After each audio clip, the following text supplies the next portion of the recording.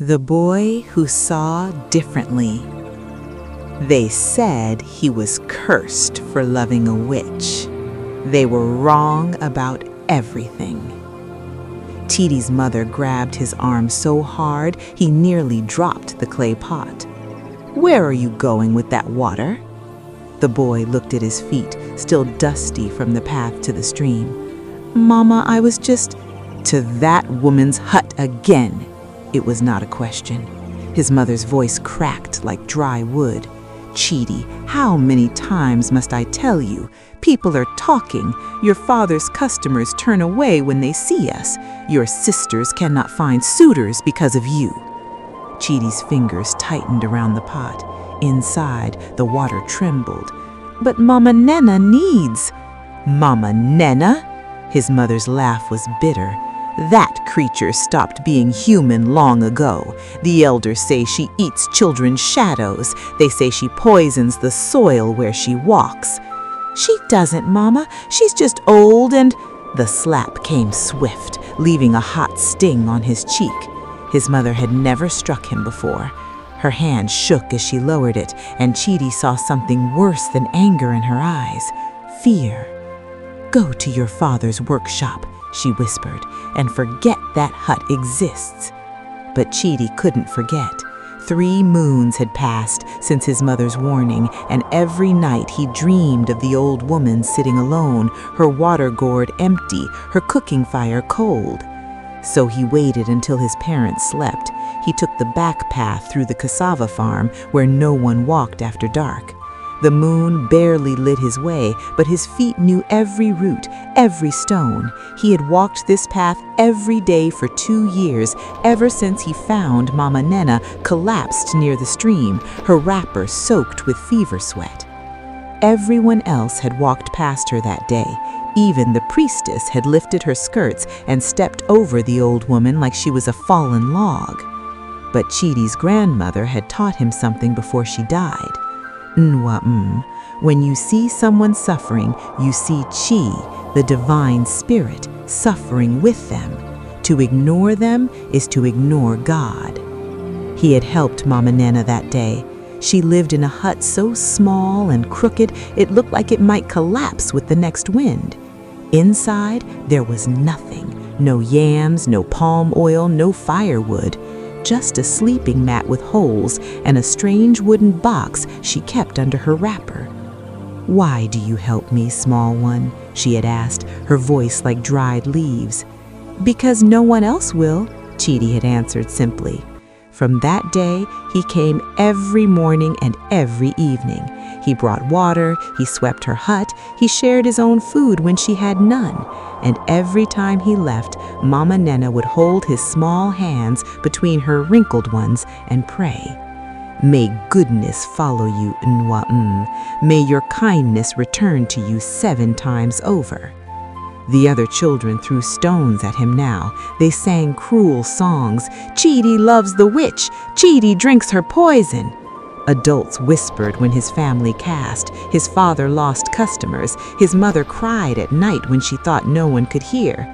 Still, Chidi came, even after his parents forbade it, even after they locked him in his room and he had to climb out through the thatch, even after his own brother stopped speaking to him. Because Mama Nnenna was not a witch. She was just lonely, just forgotten, just old. Tonight, as he approached her hut, something felt different, wrong. The usual cooking fire was cold. No smoke rose through the thatch. The door hung open, creaking in the wind. "Mama Nnenna?" He found her lying on her mat, her breathing shallow and wet. The wooden box sat open beside her, empty. "Ah, small one," she whispered, her eyes barely opening. "You came."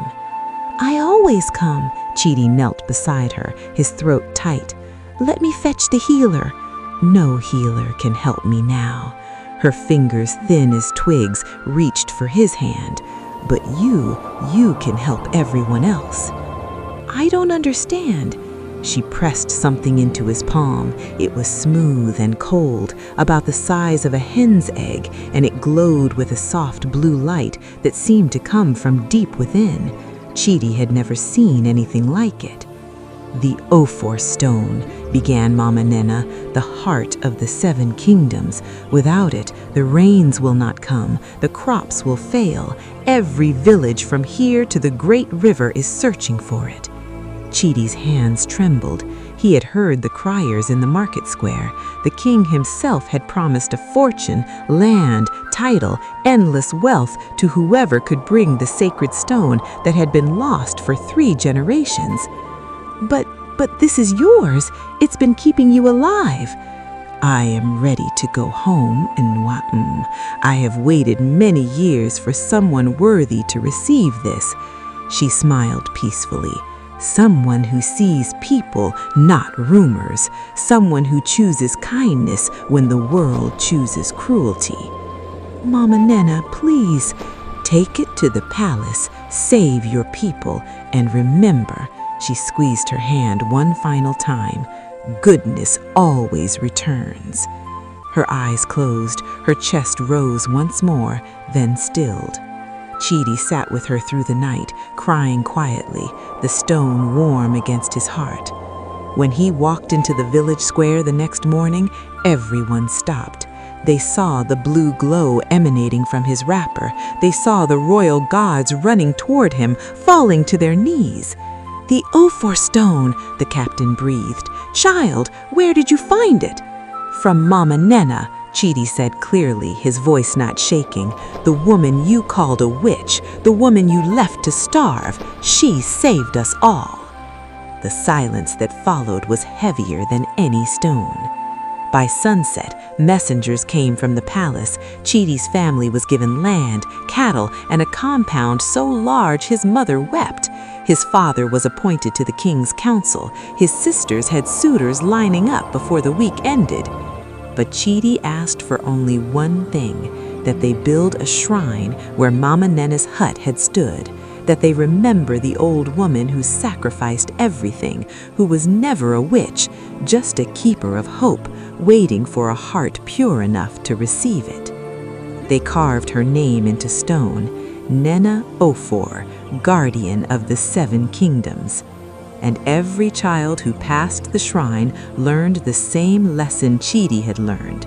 The world calls curse what goodness calls blessing. Sometimes the people everyone fears are the ones holding the miracle we all need.